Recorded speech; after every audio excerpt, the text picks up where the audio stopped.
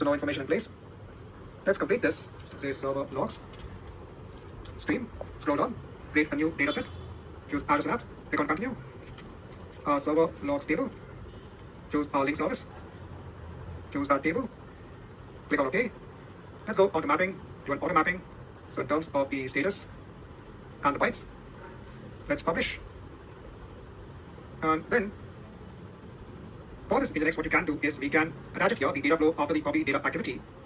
Let's create quickly a new pipeline just for this particular activity. So this is to convert the access log, basically input information in the table, move data flow here. In terms of the settings, choose that data flow, choose our staging area,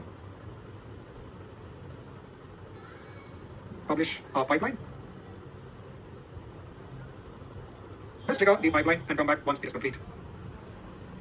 Now once the pipeline has run successfully, I got a notification. If I do a select star from server logs, you can see the information accordingly. So this is going to go about showing you how you can actually copy files from a server using the self-hosted integration runtime.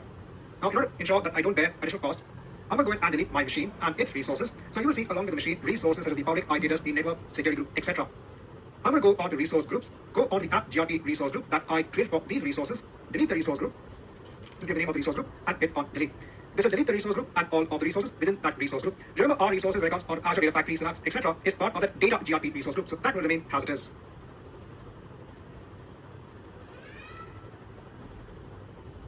Hi, welcome back. Now in this chapter, I want to go through how you can implement something known as a conditional split when it comes to mapping data flows. For this, I'm going to make use of a log data underscore parquet base table on here on Xcube. So I do have a lot of rows in place, that's fine for now. If I were to group these records based on the resource group, yeah, so I'm just saying select the resource group, the count of the operations within each resource group, and group it by the resource group itself. You should see some operations here. Please note it is 382, but this is because we have double number of records based on one of our earlier chapters wherein we copied the data twice, so we have twice the number of records within this particular table. So note here that you have operations based on different resource groups. Now let's say that you only wanted to copy the operations of the app GRP resource group and nothing else. We actually do a conditional split wherein we only split these set of records and then copy them onto the table. Now please note here, currently this table has double the information of what we normally have. Normally we have around 19,000 records in this table.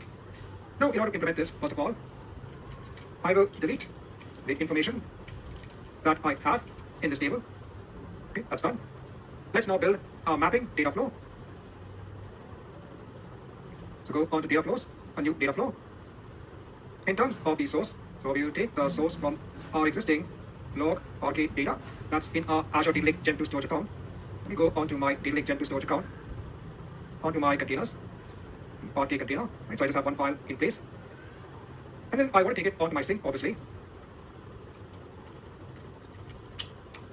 And for the data set, so I can easily choose, so pooldb log data parquet table. But I said I only want to copy the information based on resource group being app GRP. For this, I can hit on the plus button and do a conditional split. So I'll say split resource group. My incoming stream, you want can give a name. Go back here. You disable data flow debug. I don't require this actually. So I'll name one stream as the app GRP stream, and the other stream is the other resource groups. In the condition, I'll open up the expression builder. I'm going to say if resource group equals app GRP. Let me click on save and finish. So only if the resource group, so if the record, if the resource group information is app GRP, then it should be in this particular stream. Otherwise, all of the other rows can go on to the other streams. If I go onto my sink now, you will see that in terms of the incoming stream, we are taking the resource group, the app GRP stream now. So we have a log parquet stream, and our app stream here, our app GRP stream is split into two other streams. We have the other resource groups and the app GRP stream. And that's it. I'll publish this. And let's create a new pipeline. Add my data flow activity. In the settings, choose my data flow. Select my staging area.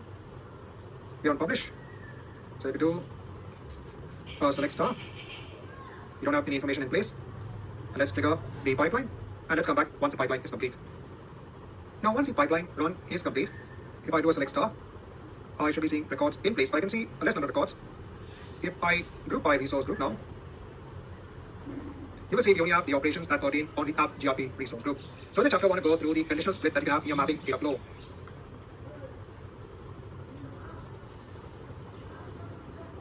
In this chapter, I just want to give a note when it comes on to feature in Azure Data Factory when it comes on to moving your data from the source onto the destination. And this is known as schema drift. If you look at an earlier activity we had defined when it came on to copying CSV data onto Parquet base data, so CSV file onto the log.parquet base file, and the activity here, in the source I have the data set, and in the sink I have the log data Parquet data set. Now if you go onto the mapping, here this kind of activity, since you have imported the schemas, it now has a dependency wherein you need to ensure that there is a column in the source of correlation ID, the operation name, status, event category, etc. Now in this case, we require it because when you want to transfer it onto a Parquet-based file format, you want to ensure that it removes the space that's present in the column names. But when it comes onto, let's say, copying data, you can tell Azure Data Factory their types during the design phase to extract the column information, and then it also allows you for a feature known as schema drift. Just to give you an example, we don't go through the entire lab. I'll just quickly create a new pipeline. If I just quickly go on data flow, actually here in terms of the source, I'll add the source. So let's say that the source is your CSV file in Azure Data Lake. I'll choose CSV, here on continue, choose my service, browse for the log.csv file, click on OK. I won't import the schema now. I'll say mark it as none. Don't try to understand the columns of information within the file at this point in time. I'll click on OK. There is now an option of allowing schema drift. So what does this mean? So currently in my log.csv file, I have column names such as correlation ID, the operation name, the resource group, that CSV file with 10 columns of information, and the same pipeline with columns of information. They would acquire those 10 columns of information to be in nature in the source, but instead infer those column names at runtime. So when the pipeline is running, then let the pipeline using mapping and then transfer it accordingly onto the. So let's say I choose a sink, and in my sink, I again choose Azure Data Lake. Let's say I want to convert it onto the Parquet-based file format. I choose my link service, and let's say I choose the Parquet-based container. Here again, I'll choose none when it comes onto importing the schema, because I said I want the mapping data flow to infer the schema at runtime.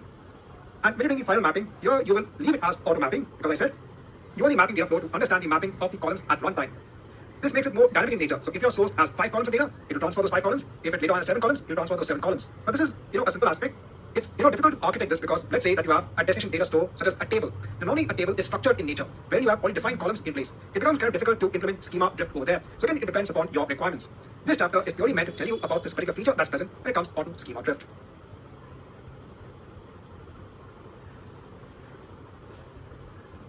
In this chapter, I just want to go through the integration that you have with Azure DevOps when it comes